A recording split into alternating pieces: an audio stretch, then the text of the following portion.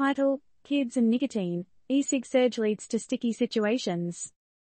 TLDR, despite childproofing laws, there's been a rise in kids poisoned by nicotine in e-cigarettes. With vaping sales booming, are current laws enough? Vape and e-cigarettes have been the modern answer to traditional smoking for many. But, did you know these trendy smoking alternatives are causing more than just vapor clouds? With edgy designs and candy-like flavors, it's no surprise that kids are getting their hands on them, but with dangerous consequences. The disturbing digits. E-cigarette-related exposures reported to poison centers peaked in 2022. Mind you, this is after the 2016 Child Nicotine Poisoning Prevention Act made child-resistant packaging mandatory for vaping liquid. But, plot twist, the law doesn't touch on the packaging of the vape devices themselves. I mean, who saw that coming? And it's not just about swallowing the liquid. Dr. Diane Kaleo mentioned, nicotine liquid is an accident waiting to happen. It's aromatic and super concentrated. Ever thought of bubblegum flavored poison? Appealing to the youth. Candy packaging, appealing names, and fruity flavors like blue raspberry, sounds like a kid's dream, right? But here's the catch, it's not candy, it's nicotine. And it's not just a sugar rush, but a dangerous one that can even be fatal.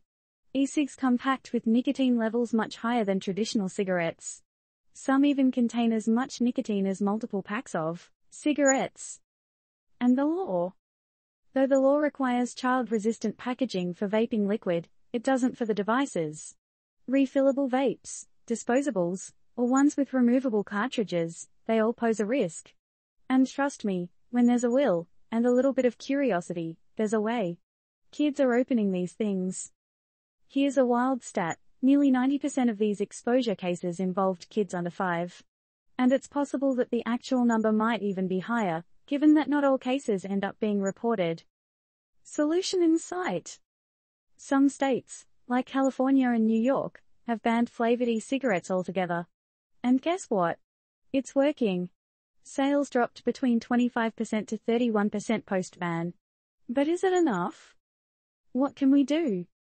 With e-cigarette sales growing massively, a whopping 47% from January 2020 to December 2022, we can't just sit back and puff clouds.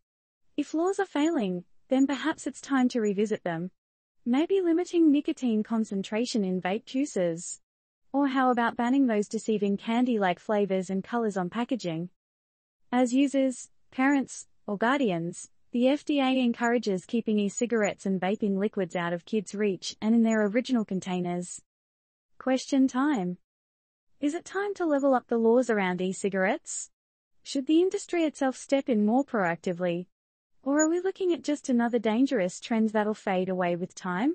What are your thoughts on the whole vaping situation?